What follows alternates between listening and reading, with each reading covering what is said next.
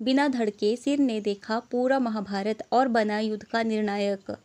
बर्बरीक घटोत्कच का पुत्र और भीम का पौत्र था। बचपन में एक दिन जब वह अपनी दादी हडिम्बा के साथ आराम कर रहा था, तभी उसने दादी हडिम्बा से पूछा, मुक्ति अर्थात मोक्ष क्या होता है? हडिम्बा ने कहा, मुक्ति हर मनुष्य का परम उद्देश्य होता है, जिसे पाकर मनुष्य मृत्यु और जीवन के चक्कर से मुक्त हो जाता है, अर्थात परमात्मा में लीन हो जाता है। फिर बर्बरीक ने उनकी दादी हडिम्बा से मुक्ति पाने का उपाय पूछा, तो हडिम्बा ने बर्बरीक के सवाल का जवाब देते हुए कहा, जो मनुष्य अपने कर्म फल को त्याग देता है, उसे मुक्ति प्राप्त होती है, किंतु इसे पाने में मनुष्य को कई जन्म लग जाते हैं। लेकिन जिस किसी मनुष्य की मृत्यु प्रभु के हाथों से होती है, वह उसी समय परमात्मा में लीन हो जाता है। दादी हडिम्बा की बात सुनकर बर्बरीक ने भगवान श्री कृष्ण जी के हाथों मुक्ति पाने का निश्चय कर लिया। इसके बाद बर्बरीक ने महिसागर संगम पर कठिन तपस्या करना शुरू कर दी। बर्बरीक ने देवी कामाख्या की तपस्या करके उनसे वरदान प्राप्त कर लिया था कि उसे युद्ध में कोई भी पराजित नहीं कर सकता। बर्बरीक को देवी कामाख्या ने 3 ऐसे अद्वितीय तीर दिए थे, जिसे चलाने से संपूर्ण दुश्मन सेना का नाश किया जा सकता था। कुछ समय बाद कौरवों और पांडवों के बीच युद्ध शुरू होने वाला था। बर्बरीक दुनिया का सर्वश्रेष्ठ धनुधर था। बर्बरीक के लिए 3 बाण ही काफी थे, जिसके बल पर वे कौरवों और पांडवों की पूरी सेना को समाप्त कर सकते थे।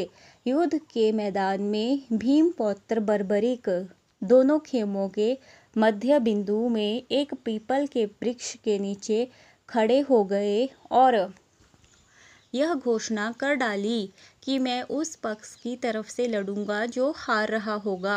बर्बरीक की इस घोषणा से श्री कृष्ण जी बहुत चिंतित हो गए। बर्बरीक के समक्ष जब अर्जुन तथा भगवान श्री कृष्ण जी उसकी वीरता का चमत्कार देखने के लिए उपस्थित हुए, तब बर्बरीक ने अपनी वीरता का छोटा सा नमूना मात्र ही दिखाया। श्री कृष्ण जी ने कहा कि यह जो वृक्ष है, इसके सारे पत्तों को एक ही तीर से छेद दो तो मैं मान जाऊंगा। बर्बरीक ने आज्ञा लेकर तीर को वृक्ष की ओर छोड़ दिया। जब तीर एक एक कर सारे पत्तों को छेदता था, तब उसी दौरान एक पत्ता टूटकर नीचे गिर पड़ा। श्री कृष्ण जी ने उस पत्ते पर यह सोचकर पैर रखकर उसे छुपा लिया कि यह छेद होने से बच जाएगा, लेकिन सभी पत्तों को छेदता हुआ वह तीर श्री कृष्ण जी के पैरों के पास आकर रुक गया। तब बर्बरीक ने कहा कि प्रभु, आपके पैर के नीचे एक पत्ता दबा है, कृपया पैर हटा लीजिए, क्योंकि मैंने तीर को सिर्फ पत्तों को छेदने की आज्ञा दे रखी है, आपके पैर को छेदने की नहीं। उसके इस चमत्कार को देखकर श्री कृष्ण जी चिंतित हो गए। भगवान श्री कृष्ण जी यह बात जानते थे कि बर्बरीक प्रतिज्ञावश हारने वाले का हाथ देगा।